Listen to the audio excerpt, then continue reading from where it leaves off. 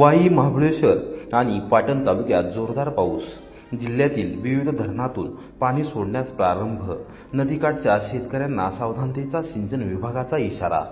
सातारा जिल्ह्यातील पाटण, महाबळेश्वर, जावली आणि वाई तालुक्यात जोरदार पाऊस सुरू आहे. अतिवृष्टीमुळे नद्यांच्या पाणी पातळीत वाढ झाली असून धरणे भरण्यास सुरुवात झाली आहे. पाण्याचे नियोजन करण्यासाठी जिल्हा प्रशासनाने कोयना, धोम, बलकवडी, कन्हेर, तारळी धरणातून पाणी सोडण्यास सुरुवात केली आहे. या संदर्भात जलसिंचन विभागाकडून शनिवारी सकाळी 10:30 वाजता माहिती देण्यात आली. सातारा जिल्ह्यात गेल्या 2 दिवसांपासून मुसळधार पाऊस सुरू असून महाबळेश्वर, वाई, जावली आणि पाटण तालुक्यात पावसाची संततधार सुरू आहे. कोयनानगर येथे गेल्या 24 तासात 133 मिलीमीटर, नवजा येथे 188 मिलीमीटर तर महाबळेश्वर येथे 226 मिलीमीटर पावसाची नोंद झाली. धरणांमधील पाणीसाठा नियंत्रित करण्यासाठी नदीपात्रात पाणी सोडण्याचा निर्णय घेतला आहे.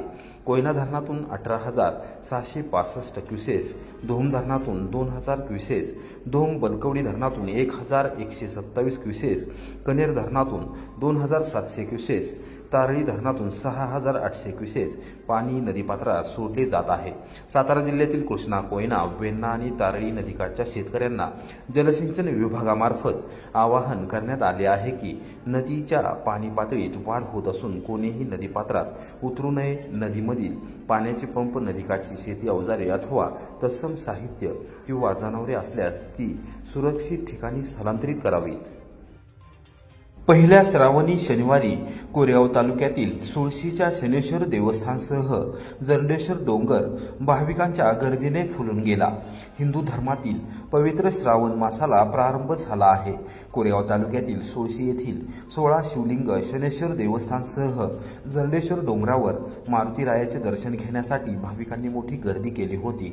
पहाटे 4 वाजल्यापासून विविध धार्मिक कार्यक्रमांना सुरुवात करण्यात आली होती. दोन्ही देवस्थानच्या ठिकाणी पश्चिम महाराष्ट्रातील भाविकांनी दर्शनासाठी गर्दी केली होती. शिवयोगी परमपूज्य सद्गुरू नंदगिरी महाराज यांच्या उपस्थितीमध्ये सुळशी येथील 16 शिवलिंग शनेश्वर देवस्थानमध्ये शनिदेवाला अन्नस आणि केळाची आरस करण्यात आली होती. पहाटे 4 वाजल्यापासून रात्री उशिरापर्यंत भाविकांना दर्शनासाठी मंदिर खुले ठेवण्यात आले आहे. मंदिराचे आवार विद्युत रोषणाईने अक्षरशः झळाळून निघाले आहे. शनिवारी पहाटेपासून ऊन पावसाचा आनंद घेत भाविक दर्शन रांगेत उभे राहिले. हजारो भाविकांनी दर्शन घेतले. दिवसभर अधूनमधून पाऊस येत असतानाही भाविकांनी दर्शन रांग सोडली नाही. दर्शन घेऊन बाहेर येणाऱ्या भाविकांना पावसामुळे त्रास सहन करावा लागला. सातारा आणि कोरेगाव तालुक्याच्या सीमेवर असलेल्या जरंडेश्वर डोंगरावर मारुतीरायाचे दर्शन घेण्यासाठी भाविकांनी मोठी गर्दी केली होती. पहाटे 4 वाजल्यापासूनच भाविक डोंगर चढत असल्याचे चित्र होते. दिवसभर भाविकांनी दर्शनासाठी गर्दी केली होती. राष्ट्रवादी काँग्रेस शरदचंद्र पवार पक्षाचे प्रदेशाध्यक्ष आमदार शशिकांत शिंदे ॲक्शन मोडवर. पक्षाचा सोशल मीडिया प्लॅटफॉर्म बळकट करण्याच्या दृष्टीने घेतले महत्त्वपूर्ण निर्णय. राष्ट्रवादी काँग्रेस शरदचंद्र पवार पक्षाच्या प्रदेशाध्यक्ष पदाची सूत्रे हाती घेतलेल्या आमदार शशिकांत शिंदे यांनी ॲक्शन मोडवर येत पक्ष संघटना बळकट करण्यासाठी महत्त्वपूर्ण निर्णय घेतले आहेत.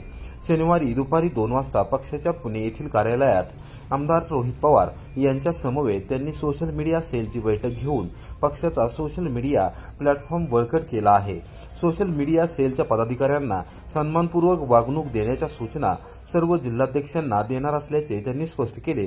पक्षाचे संस्थापक अध्यक्ष खासदार शरद पवार यांच्यावर नितांत प्रेम करणारी ही मुलं कोणती राजकीय पार्श्वभूमी नसलेली मात्र राजकारणाची उत्तम जाण असणारी असून पवार साहेबांची व पक्षाची भूमिका आणि पक्षाने केलेले काम महाराष्ट्रातील सर्वसामान्य जनतेपर्यंत पोहोचवत आहेत. याबद्दल आमदार शिंदे यांनी त्यांचे अभिनंदन केले.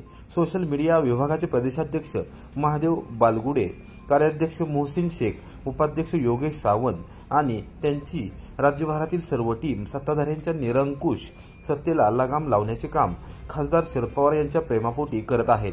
हे करत असताना स्वतःवर सामाजिक केसेस घेऊन मोठ्या हिमतीने लढत आहेत. याबद्दल त्यांचे आमदार शिंदे यांनी विशेष कौतुक केले. यापुढील काळात सोशल मीडिया विभागातील पदाधिकाऱ्यांचे शिष्टमंडळ व महाराष्ट्र राज्याच्या पोलीस महासंचालकांची बैठक घेण्यात येणार असून नागरिकांच्या अभिव्यक्ती स्वातंत्र्यावर गदा आणण्याचा जो सत्ताधारी पक्षाकडून प्रयत्न केला जात आहे त्यावर अंकुश आणण्याबरोबरच सोशल मीडिया सेलच्या पदाधिकाऱ्यांवर होणाऱ्यांवर खोट्या केसेस टाकू नका अशा सूचना राज्यातील सर्व पोलीस ठाण्याच्या प्रभारी अधिकाऱ्यांना करा असा आग्रह पोलीस महासंचालकांकडे करण्यात येणार असल्याचे आमदार शिंदे यांनी निदर्शनास आणून दिले। पक्षाचा सोशल मीडिया सेलचा पदाधिकारी व सोशल मीडियावर व्यक्त होणारा प्रत्येक कार्यकर्ता हा पक्षाचा प्रमुख घटक असून त्याला पक्षाच्या कार्यक्रमात सन्मानाची वागणूक देण्यासंबंधी सर्व जिल्हाध्यक्ष व प्रमुख नेत्यांना सूचना देण्यात येणार आहेत। सर्वांनी पक्ष संघटना बळकट करावी अशी अपेक्षा आमदार शिंदे यांनी व्यक्त केली। लाखो रुपयांची फसवणूक करून फरार झालेल्या पेट्रोल पंपाच्या मॅनेजरला मसवड पोलिसांनी घेतले ताब्यात। मसवड येथील यश पेट्रोल पंपावरून 4,11,000 रुपयांचा अपहार करून फरार झालेल्या मॅनेजरला मसवड पोलीस ठाण्याचे सहाय्यक पोलीस निरीक्षक अक्षय सोनवणे यांच्या नेतृत्वाखालील पथकाने अखेर अटक केली आहे। याबाबत मसवड पोलीस ठाण्यातून शनिवारी सायंकाळी 6:30 वाजता मिळालेल्या माहितीनुसार दुर्गेश पांडुरंग शिंदे यांच्या फिर्यादीवरून पेट्रोल पंपावरील मॅनेजर रणजित नवनाथ सरगर राहणार दीड वाघवाडी तालुका मान याने पेट्रोल पंपावरील इंधन विक्रीतून जमा होणाऱ्या रकमेतील हिशोबामध्ये फेरफार करत 4,11,279 रुपये अपहार करून पलायन केले। या प्रकरणी मसवड पोलीस ठाण्यात गुन्हा दाखल करण्यात आला होता। आरोपीने आपला मोबाईल क्रमांक बदलून मुंबई, पुणे, सोलापूर आदी ठिकाणी वास्तव्य करून सातत्याने पोलिसांना गुंगारा दिला होता। मात्र तांत्रिक माहितीच्या आधारे तो सोलापूर सातारा सीमेजवळ येणार असल्याची खात्रीशीर माहिती मिळताच सहाय्यक पोलीस निरीक्षक अक्षय सोनवणे व त्यांच्या पथकाने अत्यंत शिताफीने पकडले। आरोपीला न्यायालयात हजर केले असता 4 दिवसांची पोलीस कोठडी सुनावली आहे। महिला पोलीस हवालदार नीता पळे तपास करत आहेत। लोणंदमध्ये क्रेन चालकाने दुचाकीवरील महिलेला चिरडले। एसटी बसस्थानकासमोरील घटना। सातारा लोणंद पुणे महामार्गावर एका भरधाव क्रेनने दुचाकीवरील महिलेस चिरडले। या अपघातात सदर महिला जागीच ठार झाली। ही घटना शनिवारी दुपारी 2:15 वाजण्याच्या सुमारास लोणंद एसटी बसस्थानकासमोर घडली।